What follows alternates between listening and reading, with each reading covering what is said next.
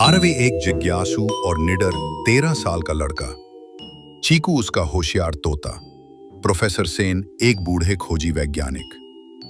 कहानी शुरू होती है।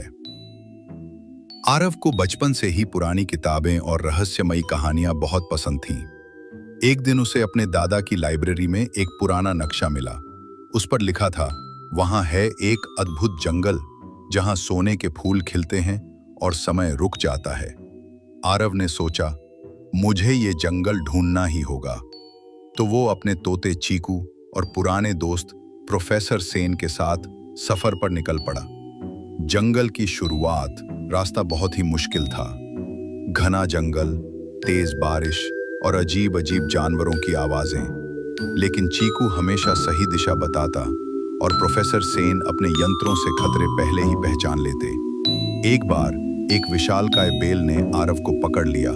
आरव, तलवार निकालो, चीकू चिल्लाया। आरव ने हिम्मत दिखाई और बेल को काट कर बाहर निकल आया। वो समझ चुका था, यह कोई साधारण जंगल नहीं है, समय की गुफा। एक दिन उन्हें एक गुफा मिली जिसके बाहर लिखा था, यहाँ समय रुकता है, लेकिन जो फंसे वो सदा यहीं रह जाएं। प्रोफेसर बोले, सावधानी से जाना होगा। अंदर सब कुछ थमा हुआ था। गिरा हुआ पानी हवा में रुका था और एक हिरण हवा में स्थिर खड़ा था। चीकू ने धीरे से बोला, अगर हम कुछ भी छू लें, हम भी यहीं रुक जाएंगे। आरव ने सांस रोक कर देखा। सामने एक दरवाजा था जिस पर उसी नक्शे का चिन्ह था। उन्होंने उसे खोला और सोने के फूलों की घाटी। उनके सामने थी एक चमचमाती घाटी। पेड़ सोने से ढके थे और जमीन पर जादुई फूल खिले थे।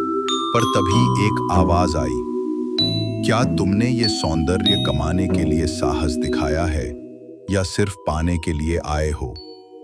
आरव ने उत्तर दिया, मैं यहाँ खोज और सीख के लिए आया हूं, लालच के लिए नहीं। वही आवाज बोली, तो जाओ और इस जंगल का रहस्य दूसरों के लिए सुरक्षित रखो। अगले ही पल वे तीनों जंगल के बाहर थे, जैसे कुछ हुआ ही नहीं। नक्शा अब सफेद हो चुका था, उसका काम पूरा हो चुका था।